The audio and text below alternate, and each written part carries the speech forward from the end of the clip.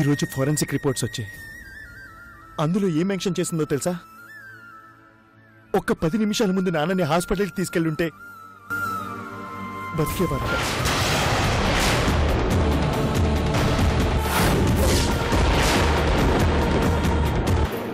వదినా, ఏమైంది నీకు?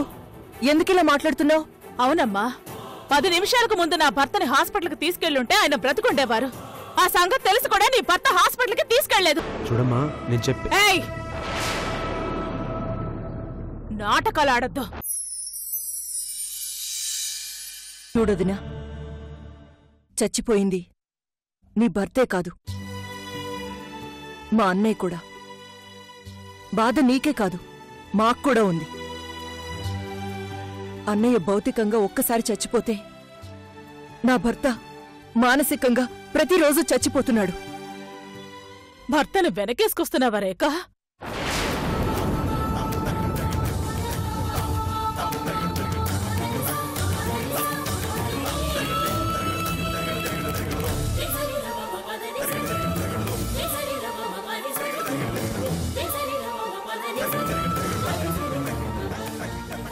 నా భర్త స్థానంలో నీ భర్త ఉండుంటే ఇలాగే మాట్లాడదానివా రేఖ?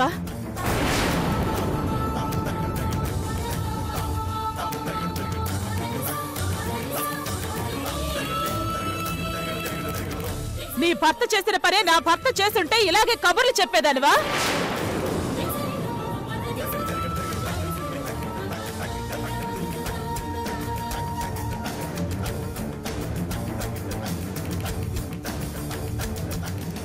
నంగనాచి కబుర్లు చెప్తోంది, నంగనాచి కబుర్లు.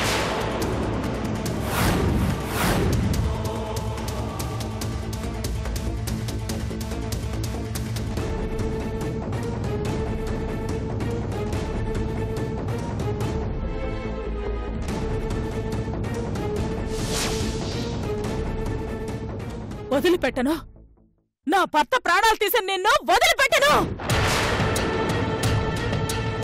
నా భర్త కాలర్ పట్టుకోవడానికి ఎంత ధైర్యమే నీకు?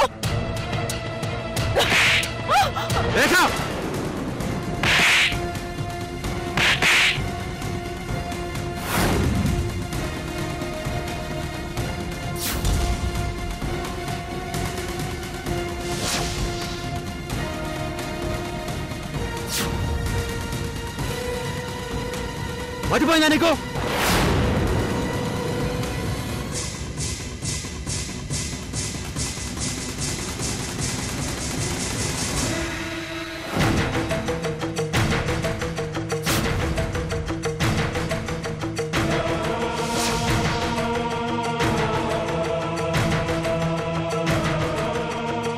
భర్త చనిపోయిన బాధలో ఉన్న నన్ను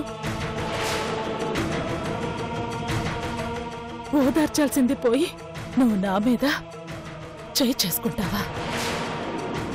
అది కాదు వదినా, నా భర్తను అవమానించి మాట్లాడుతున్నావన్న ఆవేశంలో. నీది ఆవేశం కాదే, అహంకారం. స్నేహ, జరిగిన దాంట్లో రేఖ తప్పేం లేదు. రేఖనేమనద్దు. నేను తప్పు చేస్తానని నీకు అనిపిస్తే ఆ శిక్ష ఏదో నాకే వెయ్యమ్మా. వేస్తాను, నీకు సరైన శిక్ష వేస్తాను. వదిలిపెట్టను. నా భర్తని మోసం చేసి, నా భర్తకి నమ్మక ద్రోహం చేసి, అన్యాయంగా ఆయన్ని చంపేసి నిన్ను వదిలిపెట్టను రా. వదిలిపెట్టను, వదిలిపెట్టను. స్నేహ,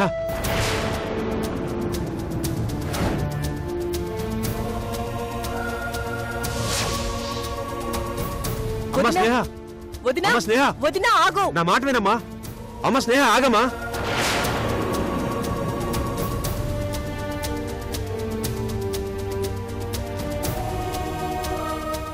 అనవసరంగా ఆవేశపడ్డావు రేఖ. మరీ నిన్ను అన్ని మాటలంటుంటే తట్టుకోలేకపోయాను రఘు.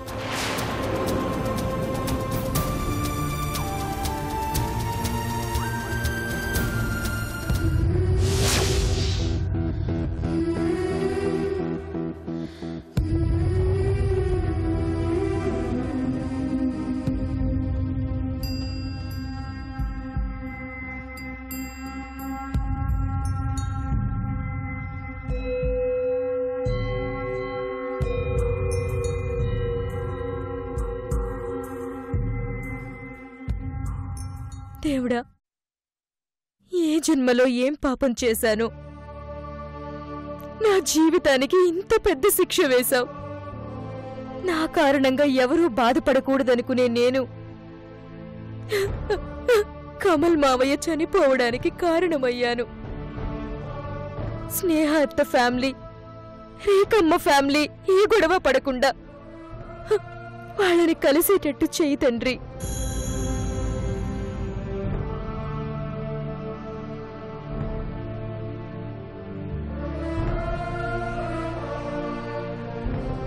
అమ్మా శిరీష, ఏం ఆలోచిస్తున్నావమ్మా? మరో పెళ్ళైన మగాడు ఎవరు దొరుకుతాడా అని ఆలోచిస్తున్నావా అమ్మా?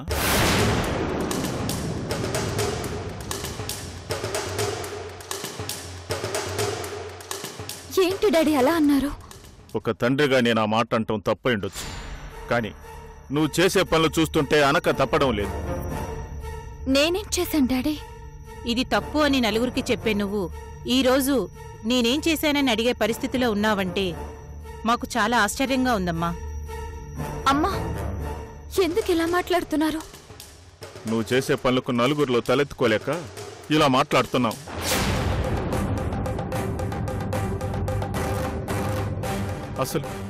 అసలు నువ్వు మా శిరీషవేనా?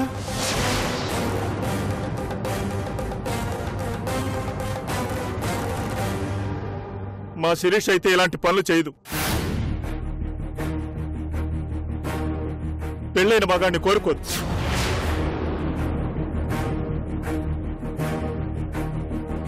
నలుగురికి ఆదర్శంగా ఉండే నా కూతురు నలుగురిలో నవ్వుల పాలు కాదు.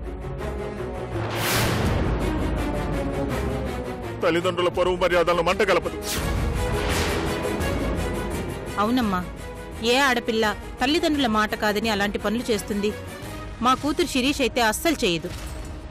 మా శిరీష మంచి సిద్ధాంతాలతో బతికిన మనిషి, 10 మంది మంచి కోరే మనిషి, ఇలాంటి కూతుర్నే కనాలి అనుకునే గొప్ప మనిషి. ఈరోజు ఆ గొప్పతనం ఏమైంది? ఈరోజు ఎందుకు అందరితో చీ అనిపించుకుంటుంది?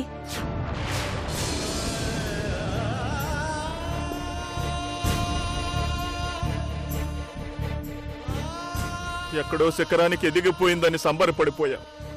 చిన్న వయసులోనే తల్లిదండ్రులు గర్వపడేలా చేసింది, కీర్తి ప్రతిష్టలు సంపాదించేసింది అనుకున్నాం. అదంతా ఒక కళ, ఒక పీడకల.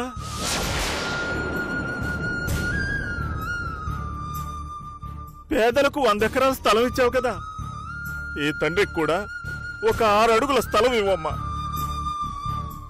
నేను చచ్చాక నువ్వు తీసిన గోతిలోనే పూర్తి చేయమని చెబుతాను.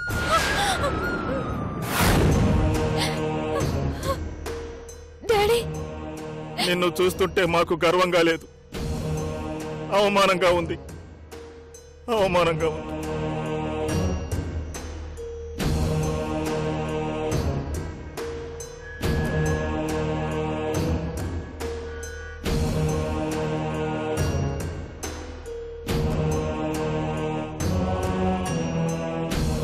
నువ్వు పిచ్చిదానివైతే ఏ హాస్పిటల్కో తీసుకెళ్లి బాగు చేయించుకునేవాళ్ళం. అందరికంటే తెలివైన దానివై మమ్మల్ని పిచ్చివాళ్ళని చేస్తున్నావు.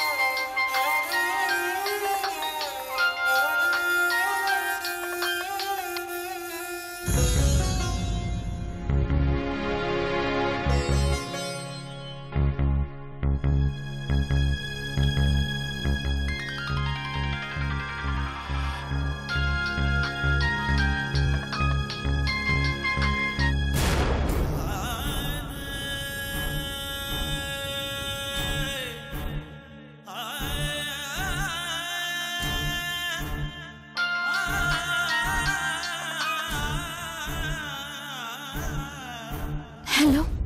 నేనెవరో తెలియనట్టు హలో అంటావేంటి? చక్కగా హాయ్ బంగారం అనో హాయ్ డార్లింగ్ అనో పిలవచ్చు కదా.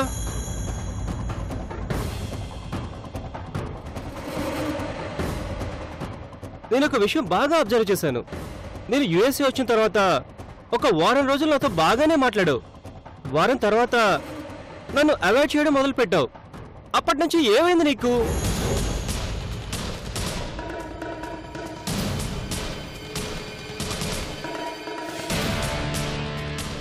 చెప్పు, ఏమైంది? ఏమవుతుంది? నాకేం కాలేదు. అంటే నాకైందా? అది కాదు కార్తిక్.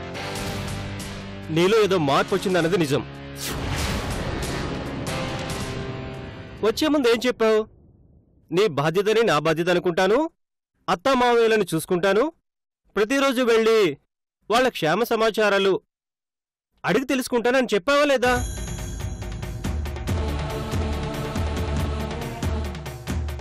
వారానికి ఒకసారి కూడా వెళ్ళడం లేదంట కదా? అంటే కొంచెం బిజీగా ఉన్నాను కార్తిక్. బిజీగా ఉండి ఇంటికి వెళ్ళలేకపోతున్నా ఓకే. నిద్రపోయే ముందు నాతో మాట్లాడడానికి ఏమైంది? బాగా టైర్డ్ అయిపోతున్నాను. నిజం చెప్పే వాళ్ళ దగ్గర ఒకటే సమాధానం ఉంటుంది, సమర్థించుకునే వాళ్ళ దగ్గర బోలెడు సమాధానాలు ఉంటాయని మా ఫాదర్ చెప్తుండేవారు. నువ్వు చెప్పేది నిజమనుకోమంటావా, సమర్థింపు అనుకోమంటావా? నిజమే కార్తిక్. నీ మాట అంటే నాకు చాలా నమ్మకం శిరీష.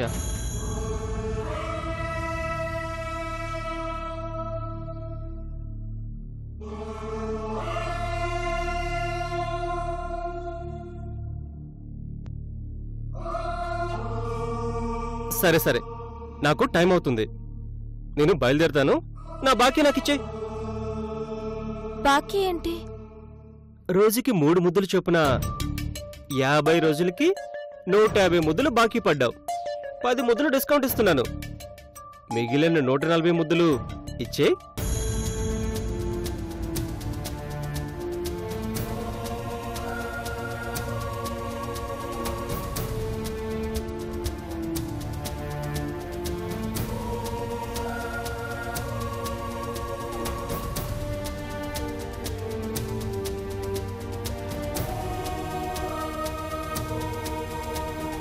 తొందరగా ఇచ్చేయి.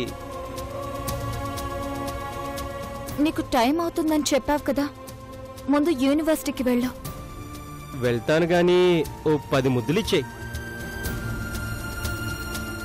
తర్వాత ముందు నువ్వు వెళ్ళు.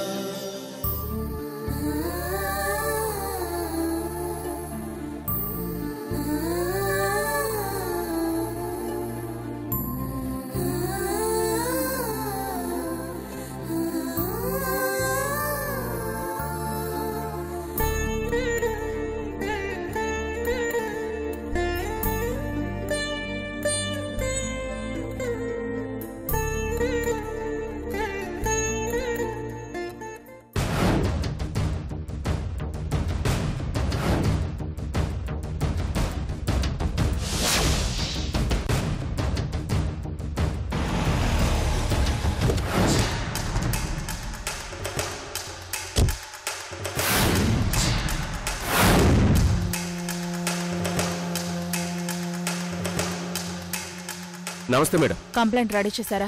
మీరు చెప్పిందని మరో 2 యాడ్ చేసి కంప్లైంట్ రెడీ చేశాను. పదండి.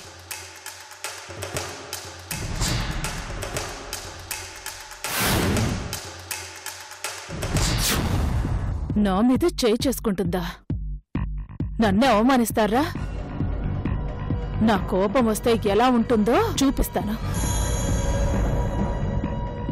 సిఐ గారు, సిఐ గారు! అత్తయ్య, నేను అర్జెంటుగా సీఏ గారిని కలవాలి. సిఐ గారు క్యాంపులో ఉన్నారు. విషయం ఏంటో చెప్పండి అత్తయ్య. లాయర్ గారు, మేడం. ఎక్కువ టైం లేదు, వచ్చిన పని తొందరగా ముగించండి. అలాగే మేడం. కూర్చోండి అత్తయ్య.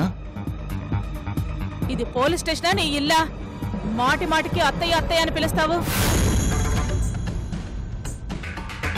అయినా నన్ను అలా పిలిచే బంధువులు ఎవరూ నాకు లేరు. అలా పిలిపించుకోవాలని ఇంట్రెస్ట్ నాకు లేదు. వైట్ కాలర్ నేరస్తుల దగ్గర నుంచి లంచాలు తీసుకుని మర్యాదలు చేసినట్టు నాకు చెయ్యాలని ప్రయత్నించొద్దు. విషయం ఏంటో చెప్పండి. ఒక వ్యక్తి మీద కంప్లైంట్ చేయడానికి వచ్చాను. కంప్లైంట్ రెడీగా ఉంది సార్.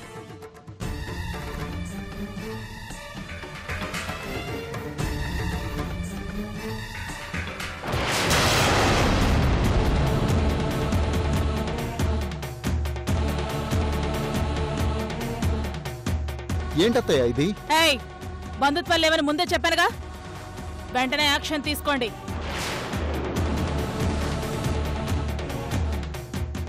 నా భర్త కొరబూపిరితో ఉంటే దుర్మార్గంగా తలుపులు మూసేసి మరీ చంపేసిన ఆ రఘుని వెంటనే స్టేషన్కి లాక్కుని రండి.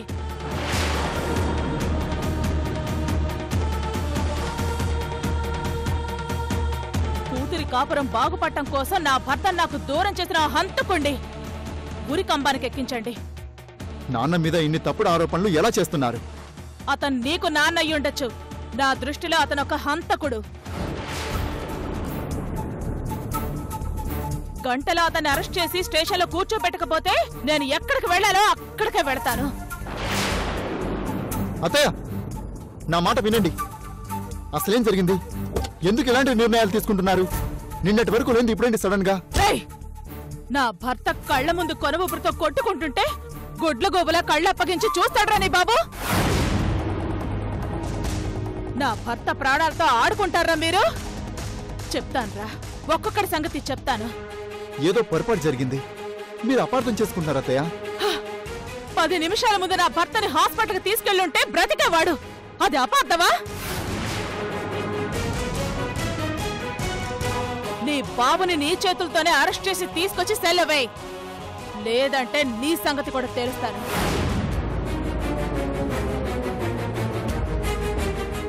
రేయ్, నీ బాబుకి ఉరి శిక్షరా.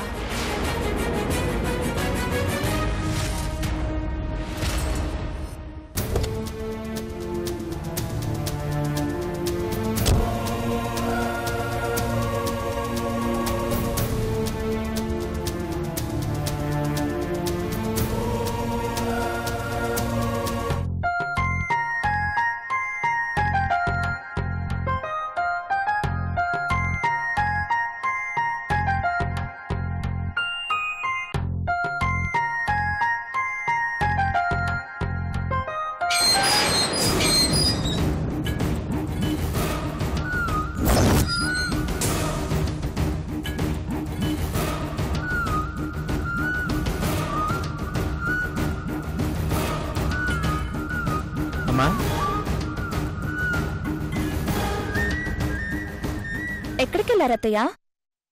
అత్తయ్య.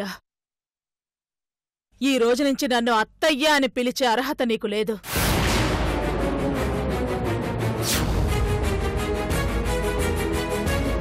నీకు నాకు మధ్య ఉన్న సంబంధం తెగిపోయింది.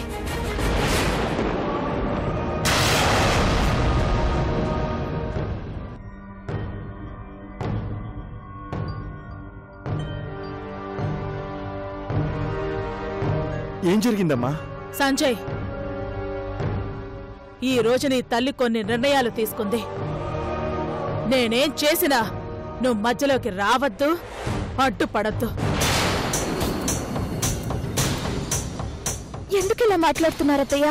ఒక పక్క మంచితనం నటించేస్తూ మరో పక్క గొంతులు కోసేస్తూ ఏమీ తెలియనట్టు ఎలా ఉండగలుగుతున్నారే మీరు?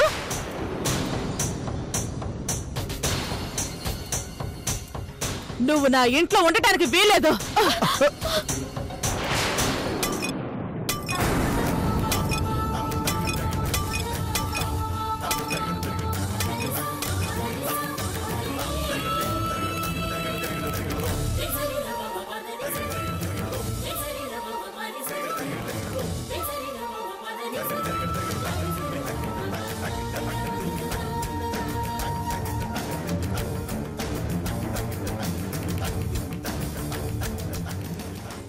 వెళతావా నన్ను గెంటమంటావా?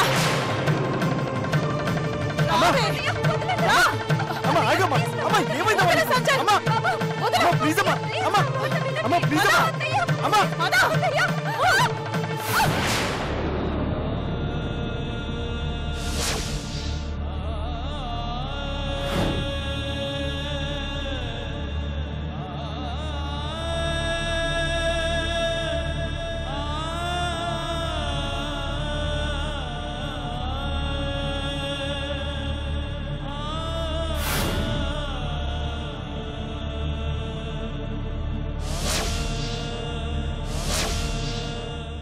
వెళ్ళిపో. ఈ రోజు నుంచి నా ఇంట్లో నీకు స్థానం లేదు. నా కొడుక్కి భార్యవి కాదు, నువ్వొక హంతకుడి కూతురివి, గొట్రాలివి.